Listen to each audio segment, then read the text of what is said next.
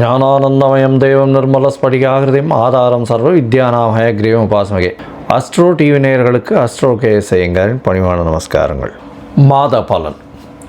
குரோதி வருஷம் கார்த்திகை மாதம் 16/11/2024 15/12/2024 வரை உண்டான காலகட்டத்தை குரோதி வருஷம் கார்த்திகை மாதம்னு சொல்கிறோம். பொதுவாகவே நம்ம சௌரமான மாதங்கள் அப்படின்ற வழக்கத்தை கொண்டாடுறது. சூரியன் ஒரு ராசியிலிருந்து மற்றொரு ராசிக்கு செல்றதை நம்ம மாத பிறப்பு அப்படின்னு சொல்லுவோம். இந்த கார்த்திகை மாதம் 16ஆம் தேதி அன்றைக்கி பிறகுறது. துலாத்தில் இருக்கக்கூடிய சூரியன் விருச்சிகத்துக்கு போகிறார். இந்த காலகட்டத்தை சௌரமான மாதம்னு சொல்கிறோம். சந்திரமான மாதங்கள்னு இருக்குது. அது அமாவாசைக்கு அடுத்த நாளான பிரதமையிலோ பௌர்ணமிக்கு அடுத்த நாளான பிரதமையிலோ வரக்கூடியது. அது இந்த ஆந்திரா, கர்நாடகா இந்த மாதிரியான மாநிலங்களில் கடைபிடிக்கிறாங்க. நம்ம சௌரமான மாதங்களை கடைபிடிக்கிறோம். இந்த கார்த்திகை மாதத்தினுடைய முதல்ல இப்போ கோல்சாரம் என்ன இந்த மாதம் பிறக்கும் பொழுது அப்படின்றத பார்ப்போம். அதற்கு பிறகு இந்த மாதத்தில் இருக்கக்கூடிய விசேஷ நாட்கள் என்னென்னு பார்ப்போம். அதற்கப்புறம் ஒரு ராசியாக இந்த மாதத்தில் என்னென்ன பலன்கள் இருக்குது அப்படின்றத பார்க்கலாம். இந்த மாதத்தின் கோல்சாரம் அப்படின்னு பார்த்தாலேனா ரிஷபத்தில், அதாவது காலபுருஷ தத்துவத்தின் 2வது ராசியான ரிஷபத்தில் குரு வக்கரகதியில், கடகத்தில் செவ்வாய் நீச்சம் பெற்றிருக்கிறதும், கேது கன்னியிலும், சூரியனும் புதனும் விருச்சிகத்திலும், தனுசுவில் சுக்கிரனும், கும்பத்தில் சனியும், ராகு மீனத்தில் இருக்கிறது இந்த மாதத்தினுடைய கோல்சாரம். இந்த மாதத்தில் வரக்கூடிய பயிற்சிகள் அப்படின்னு பார்த்தாலேனால் 3/12/2024 டிசம்பர் 3ஆம் தேதி பார்த்தாலும் சுக்கிரன் விருச்சிகத்திலிருந்து மகரத்துக்கு போகிறார்.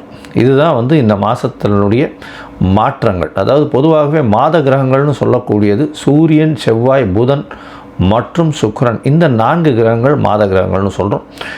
இந்த மாத கிரகங்களை வச்சு இந்த மாதத்தில் வரக்கூடிய பலன்களை சொல்கிறோம்.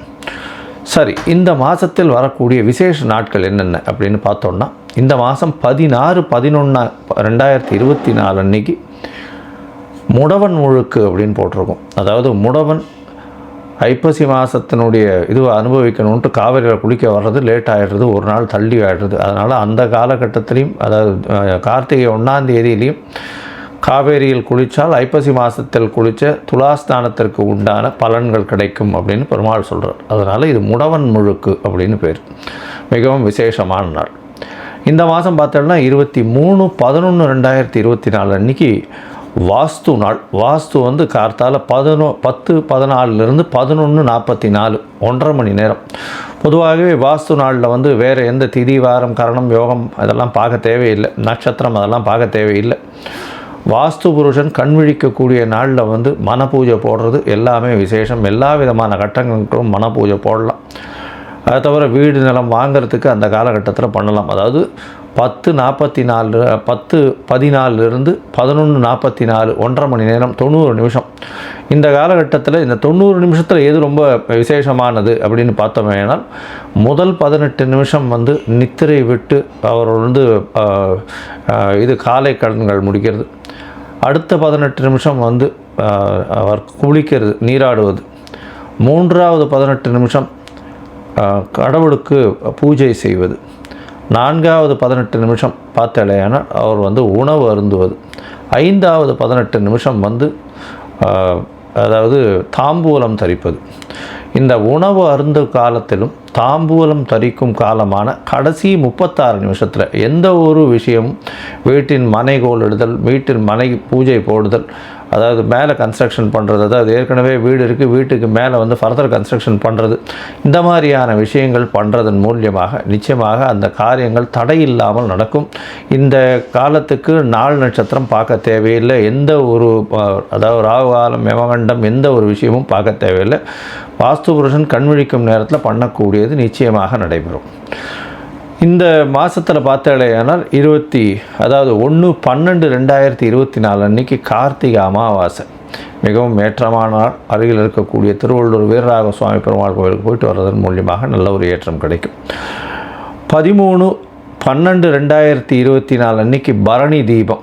அதாவது கார்த்திகை மாதத்தில் வந்து பரணி தீபம் ரொம்ப விசேஷம். திருவண்ணாமலையில் மிகப்பெரிய ஏற்றம். அன்றைக்கி பார்த்தலையானால் இது சிவனுக்கு பெரிய ஏற்றமான காலம், பிரதோஷ காலம் வேறு. அன்றைக்கி சாயந்தரம் 6:10 மணி 6:15 மணி வரலும் தான் திரையோதசி இருக்குது.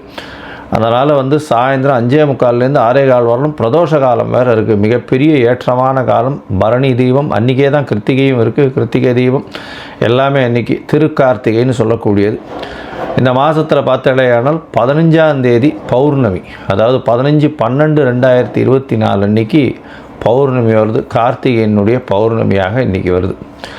ஸோ இந்த மாதம் மொத்தமே வந்து நல்ல விசேஷமான நாட்கள், நல்ல ஒரு ஏற்றமான நாட்கள், நிறைய முகூர்த்தங்களும் அதிகமாக இருக்கக்கூடிய நாட்கள், திருமணத்திற்கு வாய்ப்புகள் மிகவும் அதிகமான நாட்களாக இந்த மாதம் கருதப்படுறது.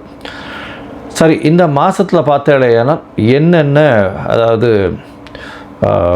என்ன சொல்கிறது, இந்த மாதத்தில் வந்து எல்லா விதமான நல்ல விஷயங்களும் நடக்கக்கூடிய காலகட்டமாக அமைய போகிறது. இந்த மாதத்தில் மேஷம் முதல் மீனம் வரை எப்படி இருக்குது அப்படின்றத பார்க்கலாம். அதற்கு முன்னாடி என்னுடைய மொபைல் நம்பர் ஸ்க்ராலிங்கில் வந்துட்டுருக்கும். உங்களுக்கு ஏதாவது அஸ்ட்ராலாஜிக்கல் கன்சல்ட் தேவைப்பட்டதுன்னா கண்டிப்பாக எனக்கு ஃபோன் பண்ணுங்க. உங்களுடைய date, time, place of birth, உங்களுடைய பெயர், உங்களுடைய தாய் தகப்பனார் பெயரை அனுப்புங்க. என்னுடைய கட்டணம் என்னென்னு போடுறோம். அந்த கட்டணத்தை அனுப்பிச்சதுக்கப்புறம் உங்களுக்கு சந்தி இருக்கான்றதை பார்க்கணும். நான் அதாவது ஜாதகத்தை போடும்பொழுது நட்சத்திர சந்தி, ராசி சந்தி, லக்ன சந்தி இதெல்லாம் இருக்கான்றதை பார்த்துட்டு அந்த ஜாதகத்தை போட்டு தசாபுக்தி, அந்தரம், சூக்ஷ்மம் இதெல்லாத்தையும் பார்த்து அதற்கு பிறகு இன்றைய கோல்சாரம் பிரகாரம் வந்து உங்களுக்கு எப்படி இருக்குது அப்படின்றதையும் பார்த்து உங்களுடைய பிரச்சனைகள் என்னன்றதை பார்த்து எளிய பரிகாரம் என்ன அப்படின்றதையும் சொல்கிறேன். இப்போ மேஷம் முதல் மீனம் வரை கார்த்திகை மாதம் குரோதி வருஷம் 2024 பலன்கள் மேஷம் முதல் மீனம் வரை பார்க்கலாம். சிம்மம், மகம், பூரம், உத்திரம் இந்த 3 நட்சத்திரம் 9 பாதங்களை கொண்ட ராசி. ராசியின் அதிபதினு சொல்லக்கூடியவர் சூரியன். ராசிக்கு 4ஆம் இடத்துல இருக்கார். இந்த மாதம் பார்த்தாலேயானால் அதாவது குரோதி வருஷம் கார்த்திகை மாதம் 16/11/2024 15/12/2024 வரலும் உண்டான காலகட்டத்தில் ராசிநாதனே வந்து 3ஆம் இடத்துல நீச்சப்பட்டதிலிருந்து இப்போ 4ஆம் இடத்துக்கு போகிறார். குருவினுடைய பார்வையில் இருக்கார். பெரிய ஏற்றம். குரு வக்கரம் பெற்ற குரு. சூரியன் 4ஆம் இடத்துல சிவராஜ யோகம்னு சொல்லக்கூடியது அமைகிறது. ஏன்னா பொதுவாகவே குரு வந்து வக்கரம் பெற்று இருக்கக்கூடிய காலகட்டத்தில் சப்தமத்தில் வரக்கூடிய சூரிய பகவானை பார்க்கும் பொழுது 180 டிகிரியில் பார்ப்பார். சிவராஜ யோகம்னு சொல்லக்கூடியது. இதன் மூலியமாக என்ன அப்படின்னா உங்களுடைய அதாவது சுகங்கள் கெடாது. சுகங்களில் நல்ல ஒரு ஏற்றம் இருக்கக்கூடிய காலகட்டமாக அமையும். அதை தவிர புதிய வீடு மனை வாங்கக்கூடிய பாக்கியங்கள் நிச்சயமாக உண்டு. ராசிநாதனே 4ஆம் இடத்துல இருக்கிறதுனால புதிய வீடு மனை வாங்கக்கூடிய வாய்ப்புகள் நிச்சயமாக உண்டு. இதை தவிர பார்த்தோம்னா உங்களுடைய ராசிக்கு 11ஆம் அதிபதினு சொல்லக்கூடிய புதனும் 2ஆம் அதிபதினு சொல்லக்கூடிய புதனும் உங்களுடைய ராசிக்கு 4ஆம் இடத்துல இருக்கார். சூரியனோடு சேர்ந்து இருக்கக்கூடிய காலகட்டம். படிக்கக்கூடிய மாணவர்களுக்கு நல்ல ஒரு ஏற்றம் கிடைக்கக்கூடிய காலகட்டமாக அமைய போகிறது. இந்த மாதத்தில் பார்த்தோம்னா உங்களுடைய ராசிக்கு 2ஆம் இடத்துல கேது பகவான் 2ஆம் இடத்துல இருக்கிறதுனால பேச்சில் ரொம்ப ஜாகிரதையாக இருக்கணும். அதனால் நீங்கள் சொல்லக்கூடிய விஷயங்களை எதிர்பாலினத்தவரோ எதிராளிகள் வந்து புரிந்து கொள்வதில் தவறாக புரிந்து கொண்டு அதன் மூலியமாக பிரச்சனைகள் வரக்கூடிய வாய்ப்புகள் உண்டு. அதனால் பேசுகிறதுல ரொம்ப ஜாகிரதையாக இருங்க. அதை தவிர யாரையும் வந்து கடுமையாக பேசுகிறத கொஞ்சம் பொறுமையாக பார்த்து பண்ணுங்கள். பொது வெளியில் இருக்கவங்க, அதுவும் வந்து அரசாங்கம், அரசியல் இந்த சார்ந்தவங்கள் சிம்ம ராசியில் இருந்தீங்கன்னா பொறுமையாக இருக்கிறது ரொம்பவும் முக்கியம். ஏன்னா ராசிக்கு சப்தமத்தில் வந்து சனி பகவான் ஆட்சி பெற்று போயிருக்கார். வக்ர நிவர்த்தி எல்லாமே அடைஞ்சிட்டார். அதனால் எதிர்பாலினத்தவர் மூலியமாக பிரச்சனைகளும், எதிராளிகள் ரொம்ப ஸ்ட்ராங்காக இருப்பாங்க. பார்ட்னர்ஸ் எல்லாம் அவங்க வந்து ரொம்ப ஸ்ட்ராங்காக, அவங்களுடைய டாமினன்ஸ் ரொம்ப அதிகமாகவே இருக்கும். அதை தவிர பார்த்தீங்கன்னா எதிர்பாலினத்தவர் மூலியமாக பிரச்சனைகள் வரும். நண்பர்கள் மூலியமாக பிரச்சனைகள் வரும். நண்பன் அப்படின்னு சொல்லும் பொழுதே 7ஆம் இடத்தை குறிக்கும். அது 7ஆம் இடத்துல சனி பகவான் ஆட்சி பெற்று போயிருக்கிறது. அதை தவிர வந்து உங்களுடைய ராசிக்கு 7ஆம் இடத்துல சனி பகவான் ஆட்சி திக்பலம் வேறு 7ஆம் இடத்துல இருக்கிறது பெரிய விசேஷம். இருந்தாலும் அவருடைய அதாவது 7ஆம் இடத்துல வந்து ரொம்ப ஸ்ட்ராங்காக இருக்கிறதுனால எதிராளிகள் ரொம்ப ஸ்ட்ராங்காக இருக்கக்கூடிய வாய்ப்புகள் மிகவும் அதிகம். பொறுமையாக கடைபிடிக்கிறது ரொம்ப நல்லது. உங்களுடைய ராசிக்கு பார்த்தாலேயானால் ராசிக்கு 4, 9 அதிபதி அப்படின்னு சொல்லக்கூடிய செவ்வாய் 12ஆம் இடத்துல நீச்சப்பட்டு போகிறார். இதன் மூலியமாக உங்களுடைய பாக்கியங்கள் கெடும், தந்தையின் உடல்நிலையில் சற்று பின்னடைவு ஏற்படும். வெளிநாடு போகணும்னு படிக்கிறதுக்குன்னு பார்த்துட்டு இருக்கிற மாணவர்களுக்கு சற்று பிரச்சனைகள் வரக்கூடிய காலகட்டமாக இருக்கும். இந்த மாதத்தில் பார்த்தோம்னா உங்களுடைய ராசிக்கு 5ஆம் இடத்துல சுக்கிரன் பரிவர்த்தனை யோகத்தில் இருக்கிறதுனால கண்டிப்பாக குழந்தை பிராப்தி ஏற்படக்கூடிய வாய்ப்புகள் நிச்சயமாக உண்டு. சுக்கிரன் உங்களுடைய ராசிக்கு 3ஆம் அதிபதி, அவரே 5ஆம் இடத்துல இருக்கார். ஆணுக்கு அந்த ஸ்பெர்ம் கவுண்ட்ஸ் கம்மியாக இருந்ததே, ஆனால் இந்த காலகட்டங்களில் நல்ல ஒரு ஏற்றம் இருக்கக்கூடிய காலகட்டம். ஏன்னா 3ஆம் அதிபதி 3க்கு 3ல் இருக்கிறதுனால நிச்சயமாக வீரியத்தன்மை அதிகமாகும். அதனால் கண்டிப்பாக சுக்கிரன் தனித்து வேறு இருக்கார். அதனால் குருவினோட வீட்டில் பரிவர்த்தனை யோகத்தில் இருக்கார், அதாவது ஆட்சி பெற்றதற்கு சமம். அதனால் நல்ல ஒரு ஏற்றம் இருக்கக்கூடிய காலகட்டம். 10ஆம் இடம்னு சொல்லக்கூடிய 10ஆம் இடமும் 5ஆம் இடமும் பரிவர்த்தனையார் தொழிலையும் நல்ல ஒரு ஏற்றம் இருக்கும். இவ்வளோ நாளாக தொழிலில் ஒரு சற்று பின்னடைவு இருந்துகிட்டே இருந்திருக்கும். இப்போ பார்த்தோம்னா பரிவர்த்தனை யோகத்தில் 10ஆம் அதிபதி ஆட்சி பெற்று போயிருக்காருன்னா சொந்த தொழில் செயற்பாடுகளில் நல்ல ஒரு ஏற்றம் இருக்கக்கூடிய காலகட்டம்.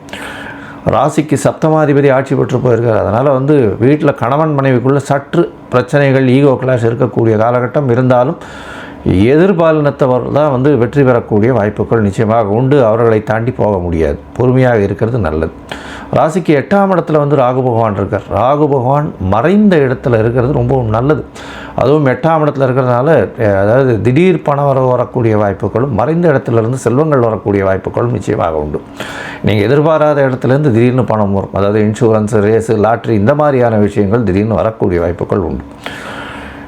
இந்த மாதம் பார்த்தாலேயானால் உங்களுடைய ராசிக்கு அதாவது 5ஆம் இடத்துலேருந்து 6ஆம் இடத்துல சுக்கிர பகவான் டிசம்பர் 3ஆம் தேதி போயிடுறார். டிசம்பர் 3ஆம் தேதி அன்றைக்கி சுக்கிர பகவான் அங்கே போகிறதுனால 3ஆம் அதிபதி 6ஆம் இடத்துல போய் இருக்கிறது ரொம்ப விசேஷம். அதனால் முயற்சிகள், ஏதாவது வேலை கிடைக்கணும்னு பார்த்துட்டு இருந்தீங்க அப்படின்னா, கவர்மெண்ட் ஜாப்ஸ் ஏதாவது கிடைக்கணும்னு பார்த்துட்டிங்கன்னா இந்த காலகட்டத்தில் நிச்சயமாக கிடைக்கக்கூடிய வாய்ப்புகள் உண்டு. ஏன்னா உங்களுடைய ராசிக்கு சனி பார்க்குறார். இருந்தாலும் உங்களுடைய ராசிநாதன் 4ஆம் இடத்துல இருக்கார், அவரையும் சனி பார்க்குறார். அதனால் அரசியல் சார்ந்த கான்ட்ராக்டுகள் வரக்கூடிய வாய்ப்புகள் இருக்கும். இருந்தாலும் சற்று போட்டிகள் கொஞ்சம் அதிகமாக இருக்கக்கூடிய காலகட்டமாக அமையிறது. முயற்சிகள் இல்லாமல் வெற்றி பெறக்கூடிய காலகட்டமாக இந்த மாதம் அமைய போகிறது. சரி, இந்த மாதம் எல்லா விதமான முயற்சிகளும் வெற்றிகரமாக இருக்கும்னு சொன்னாலும் சில நாட்கள் முயற்சிகளை தவிர்த்து வைப்பது நல்லது. அந்த சில நாட்கள் என்னென்னா சந்திராஷ்டம நாட்கள்னு சொல்கிறோம். இந்த சந்திராஷ்டம நாட்களில் நிச்சயமாக புதிய முயற்சி வேண்டாம், வெளியூர் வெளிமாநில பிரயாணம் வேண்டாம்னு சொல்கிறோம். ஒருவேளை பண்ண வேண்டிய கட்டாயம் இருந்ததே ஆனால் சந்திர பகவானுக்கு உண்டான எளிய பரிகாரம் அப்படின்னு சொல்லக்கூடியது, அருகில் இருக்கக்கூடிய குளத்துலேருந்து ஒரு அல்லி மலர் அருகில் இருக்கக்கூடிய சிவன் கோயிலில் கொண்டு போய் கொடுத்துட்டு வாங்க. அது ஒரு நல்ல ஏற்றத்தை கொடுக்கக்கூடிய காலகட்டமாக இருக்கும். இந்த நந்தீஸ்வரரை வணங்குங்க, பெரிய ஏற்றம் கிடைக்கக்கூடிய காலகட்டமாக அமையப்போகிறது. மொத்தத்தில் பார்த்தீங்கன்னா இந்த சிம்ம ராசிக்காரர்களுக்கு ஒரு நல்ல ஏற்றமான காலமாக இந்த கார்த்திகை மாதம் அமையும்.